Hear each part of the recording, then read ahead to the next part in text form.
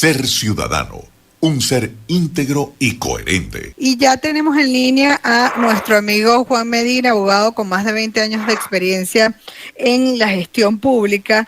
Y bueno, yo creo que Juan y Pedro no se han comunicado más allá del panel que van a estar ahorita en octubre en el Congreso Mundial de Mujeres Líderes, en donde ellos me acompañaron en ese panel y hablamos acerca de las gestiones municipales y también esto aplicado al gobierno abierto. No se han comunicado y ahora te puedo decir, Juan, que ya sé que estás allí en línea, que con Pedro hemos dado toda una vuelta por el mundo buscando experiencias de cómo funcionan las gestiones municipales en otros municipios del mundo confrontados al municipio venezolano. Y sin querer y sin habértelo comunicado, tú también estás buscando algunas experiencias ahora en manejo de esta ley de libre acceso a la información pública, transparencia gubernamental.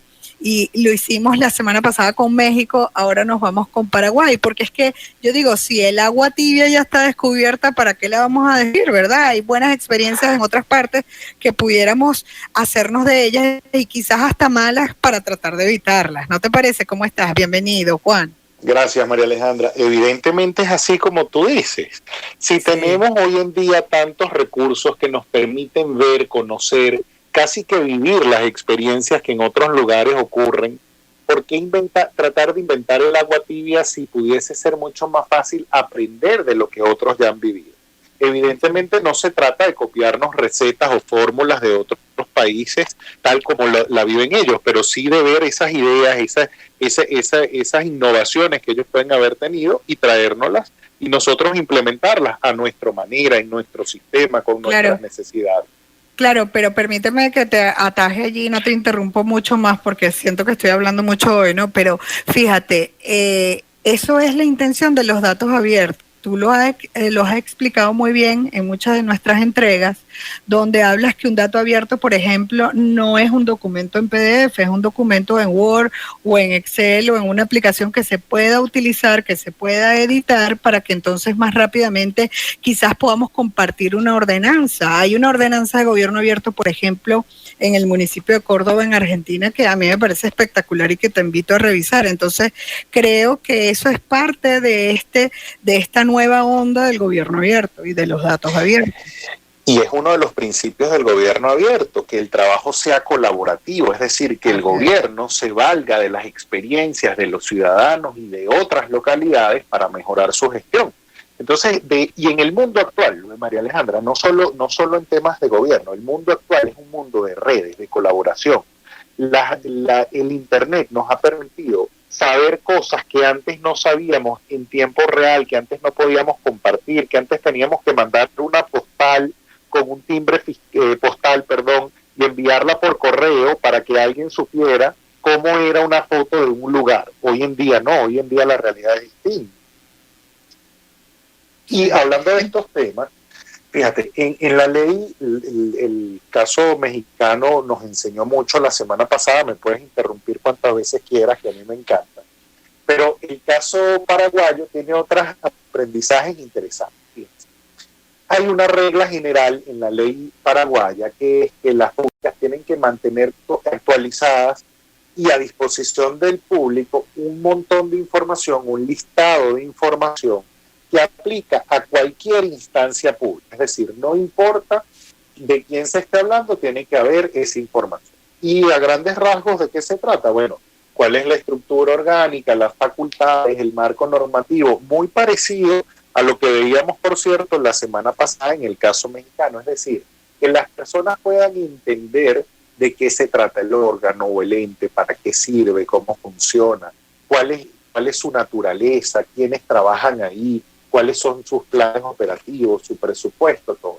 Pero hay un dato mucho más interesante que quiero resaltar de la ley paraguaya, que tiene que ver que no se queda solo con el Poder Ejecutivo, y aunque tiene la regulación de lo que aplica para todo el mundo, y también un artículo específico para la información mínima del Poder Ejecutivo, en el cual están los indicadores económicos, las contrataciones públicas que hace el Poder Ejecutivo, con el detalle de cuánto se gastó, quién se le adjudicó, qué se compró, qué servicios se está contratando, un montón de información que permite tener conocimiento de la información financiera del país, también incluye información del poder legislativo y del poder judicial. Y creo que esto es una innovación muy interesante de esta ley, porque nosotros que hemos estado hablando a lo largo de entregas anteriores del Estado abierto, ya no solo el gobierno abierto, sino un Estado abierto, fíjense que hay países en nuestra región que ya están trabajando. No es un concepto ajeno, lejano, no es un concepto solo de papel, es un concepto que en verdad se está trabajando. Y esto nos tiene que nosotros enseñar desde la sociedad civil que es importante formarnos en estos temas para poder exigirlos, y desde las instancias públicas que es que nos estamos quedando atrás. Tenemos un rezago muy grande de lo que está pasando en el mundo. Nos va a pasar en pocos años que mientras el mundo está hablando con celulares, por internet y a través de nuevas tecnologías, nosotros estamos escribiendo en piedra.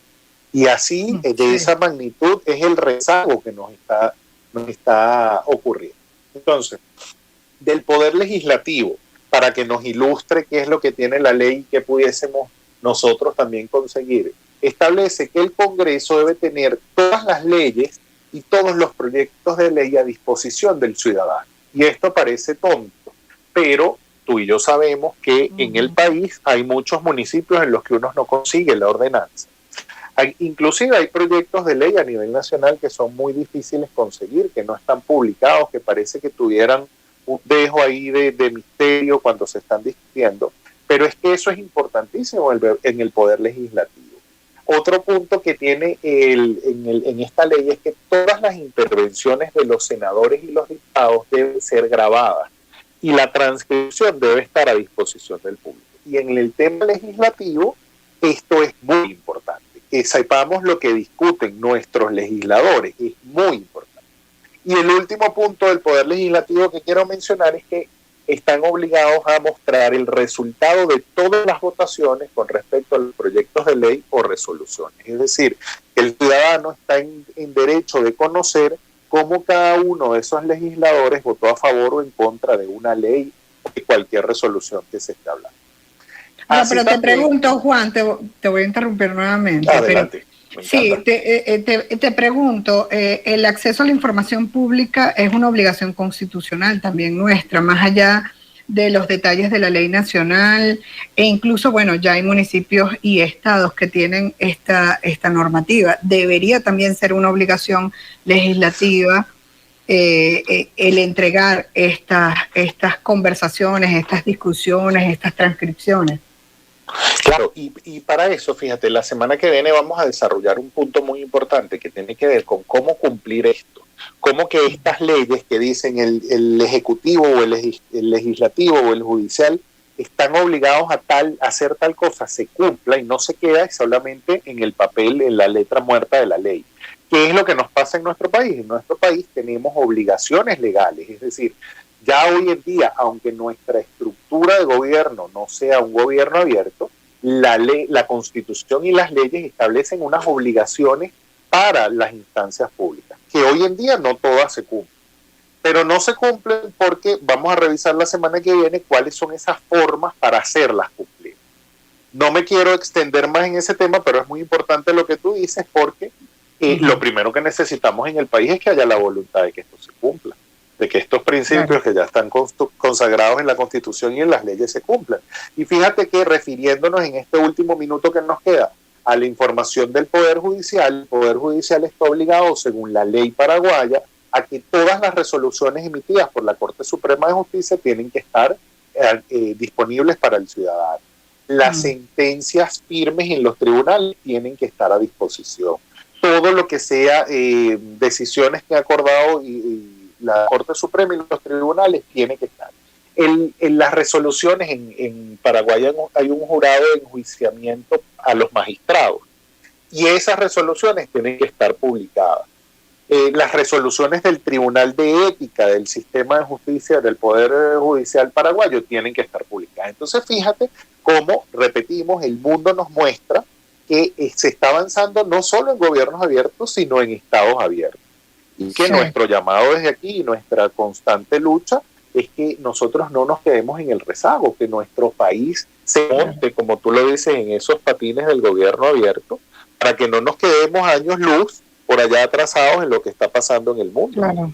Bueno, quizás estamos a tiempo de valernos de malas experiencias de otros y de buenas experiencias de otros para hacerlo mejor, ¿no? No nos van a perdonar si no lo hacemos mejor. Pero yo sí quiero dejarte, ya no nos queda tiempo, pero lo conversaríamos en una próxima oportunidad, porque yo a veces veo los pros y los contras, ¿no?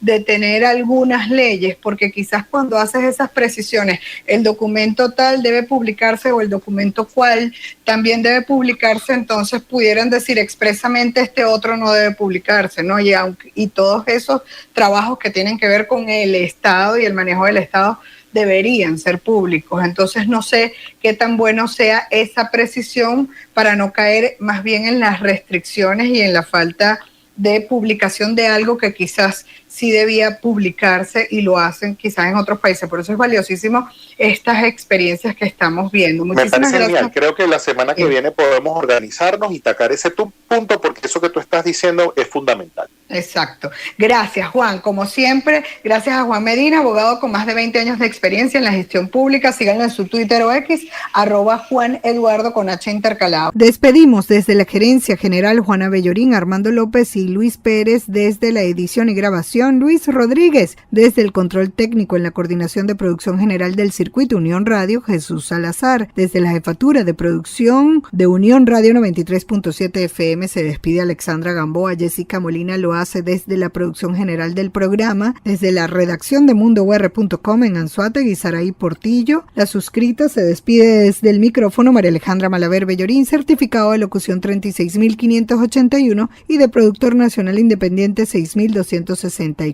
Sigan nuestras redes sociales, las de Gente y Ciudad, Twitter, Instagram, TikTok, @Gente y Ciudad ORG. Mis cuentas personales también son iguales en todas las redes, Twitter, Instagram, TikTok y LinkedIn, @MaleMalaver. Pueden escuchar nuestras entrevistas a todos los profesionales, les recuerdo, por todas las plataformas podcast o también en nuestra web genteyciudad.org. Nos despedimos, no sin antes recordarles que el objetivo es convertirnos en el ciudadano que el planeta necesita a partir de nuestra acción individual. La estrategia, dar siempre lo mejor de nosotros.